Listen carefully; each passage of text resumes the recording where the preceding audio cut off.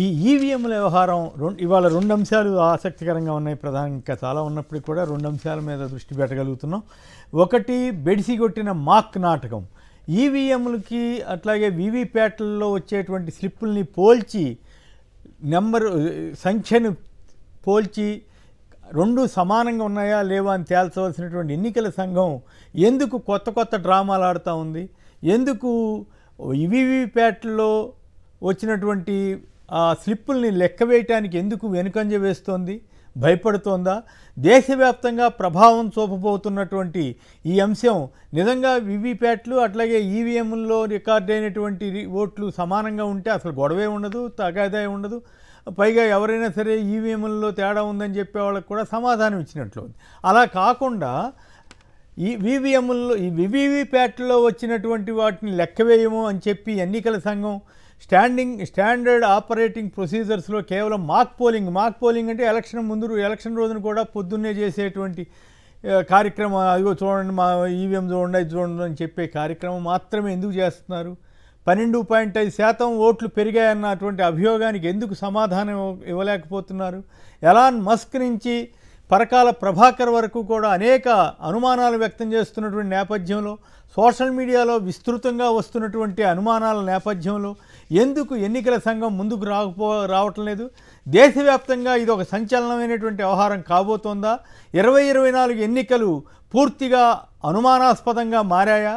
అది ఒకటైతే, రెండు, ఈ నిన్న ముఖ్యమంత్రి చంద్రబాబు నాయుడు గారు శ్రీ సిటీకి వెళ్ళి అయిపోయిన పెళ్లికి బాజాలు వాయించినట్లుగా ప్రారంభోత్సవం అంతకుముందు జగన్ గారు ప్రారంభోత్సవం చేసినటువంటి కొన్ని పరిశ్రమలకి మళ్ళీ ప్రారంభోత్సవం చేయటం, వాటికి ఈనాడు ఆంధ్రజ్యోతి యథాప్రకారం బ్యాండ్ బాజా వాయించడం, ఇవన్నీ ఆసక్తికరంగా ఉన్నాయి. గతంలో జగన్ గారి టైంలో ఇండస్ట్రీస్ వస్తుంటే నానా రకాలుగా అడ్డగోలు కథనాలు రాసిన ఈనాడు అప్పుడే నెల రోజుల్లోనే పరిశ్రమలకు గమ్యస్థానం ఏపీ అని రాసేసి భజన చేస్తూ ఉంది. సరే, వాళ్ళు తెలుగుదేశం పత్రికగా వాళ్ళు మారిపోయారు కాబట్టి మనం ఏం చేయలేము. అలాగే అదే టైంలో సాక్షిలో డైకేన్ పరిశ్రమకు జగన్ టైంలోనే ఇనాగ్రేట్ చేస్తున్నటువంటి ఆ పరిశ్రమ ప్రతినిధుల ఫోటో సహా వేశారు. అయినప్పటికి కూడా వాళ్ళు ఎవరు పెద్దగా ఫీల్ కాకుండా ఇలాంటి ప్రచారం చేస్తున్నారు. ముందుగా విష్ణు గారు, ఈ రెండు అంశాల మీద మీ అభిప్రాయం చెప్పండి. ఈ మాక్ పోలింగ్కి ఎందుకు ఆసక్తి చూపుతున్నారు? ఎందుకు వీవీప్యాట్ స్లిప్పులు అంటే మనం నొక్కంగానే పడేటువంటి స్లిప్పుల గురించి ఎందుకు లెక్క వేయడానికి ఎన్నికల సంఘం భయపడుతోందా, వెనకాడుతోందా, లేక నిజంగానే ఈవీఎంలు మోసపూరిత ప్రక్రియగా మారిపోయాయా? ఈ ఎన్నికల ప్రక్రియనే సవాల్ చేసే విధంగా ఈ మొత్తం వ్యవహారం నడుస్తోందా? ప్రజాస్వామ్యంలో ఎన్నికల సంబంధించినటువంటి ప్రక్రియ అనేది చాలా పారదర్శకంగా, చాలా ఒకటి ఆదర్శంగా ఉండాల్సినటువంటి పరిస్థితుల్లో దేశవ్యాప్తంగా కూడా, భారతదేశ వ్యాప్తంగా కూడా 24లో జరిగినటువంటి ఈ ఎన్నికలు, మరీ ముఖ్యంగా ఆంధ్రప్రదేశ్లో వచ్చినటువంటి ఫలితాల మీద, ఈవీఎంల యొక్క పాత్ర మీద మొత్తం యావత్ భారతదేశంలో ఉన్నటువంటి దీనికి సంబంధించినటువంటి దీనికి తెలిసినటువంటి వారి అందరూ కూడా అనేక రకాలైనటువంటి అనుమానాలు వ్యక్తం చేశారు ఈవీఎంల మీద. పోయిన ఎన్నికల్లో వచ్చినటువంటి ఫలితాల మీద చంద్రబాబు నాయుడు గారు చేశారు.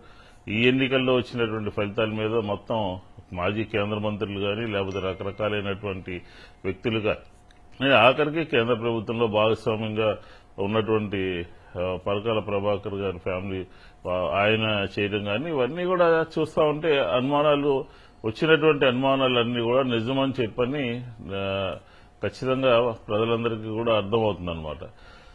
ఇందులో ఎన్నికల కమిషన్ ఏంటంటే ఒక తప్పు దారి పట్టినట్టుగా మనకి అర్థమవుతుంది. ఒంగోలులో వచ్చినటువంటి కోర్టుకు వెళ్లిన సందర్భంలో అక్కడ ఈవీప్యాట్లు లెక్కేయకుండా మళ్లీ మాక్ పోలింగ్ ఎంచుకోవడము, ఆ ఎంచుకునేటటువంటి సందర్భంలో మళ్లీ తిరిగి కోర్టుకు వెళ్తే గానీ అది అమలు చేసేటటువంటి ఒక పద్ధతి ప్రకారం వెళ్లకుండా, కోర్టు ఇచ్చినటువంటి డైరెక్షన్ లో కూడా వెళ్లకుండా మళ్లీ వాళ్ళ సొంత దీని మీద తప్పుదావ పట్టించి ఉంటారు.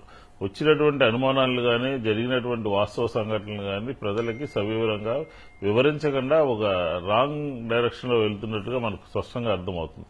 దీన్ని బట్టి మనకి అర్థమవుతుంది ఏంటంటే ఎన్నికల ఫలితాల్లో అవకతవకలు ఉన్నాయి, ఈవీఎంల నిర్వహణలో అవకతవకలు ఉన్నాయి. ఇవన్నీ కూడా బయటపడతాయి.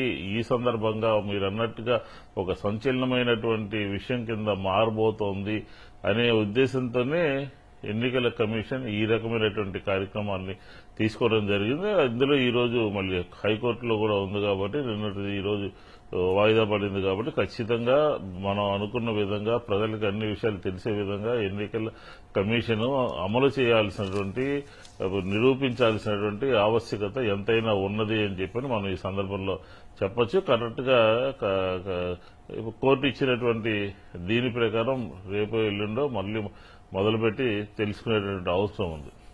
అయితే ఇక్కడ పాయింట్ చెప్పండి, ఎన్నికల వైఎస్ఆర్ కాంగ్రెస్ పార్టీ వాళ్ళు ఎందుకు వీటి మీద మొదటి నుంచి డౌట్ఫుల్ గా ఉంది? జగన్ గారు అయితే మొదటి రోజునే మోసపూరితంగా జరిగింది కానీ ఆధారాలు లేవని అన్నారు. కానీ అప్పుడే ఈ వీవీప్యాట్లు మంచి వచ్చాడో వీవీప్యాట్లు లెక్కించండి అని అన్ని చోట్ల అప్లై చేసి ఉంటే ఎట్లా ఉండేది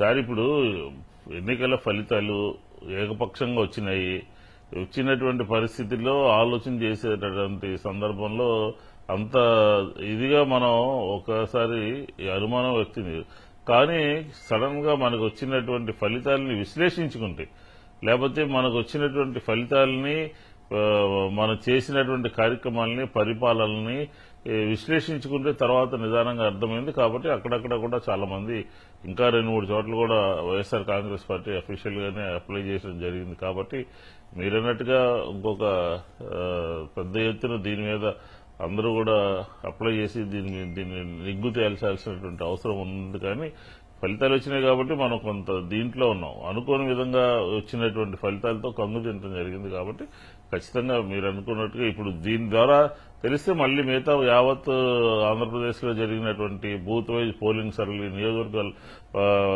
ఈవీఎంల పరిస్థితి మీద ఖచ్చితంగా మళ్లీ కోర్టుకు వెళ్లడం జరుగుతుందని కూడా మనం చెప్తున్నాం.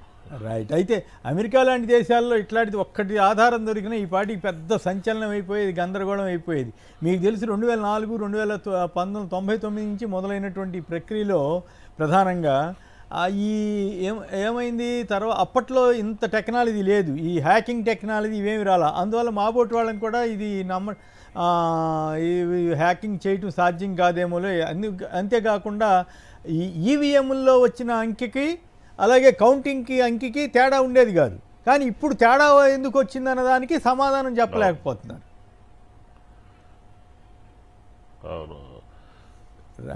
సార్ అలాగే ఈవీఎంలు సంబంధించి మనకి కొన్ని విషయాలు బయటకు వస్తా ఉన్నాయి. ఇంకా సుదీర్ఘంగా దీని మీద విచారణ కూడా జరుగుతుంది. కాబట్టి దీని చివరి వరకు కూడా ఎట్లా పోరాటం చేయాల్సిన అవసరం ఉందో ఆ విధంగా వైఎస్ఆర్ కాంగ్రెస్ పార్టీ కోర్టులకు వెళ్ళడం, దాని మీద పోరాటం చేయడం జరుగుతుంది.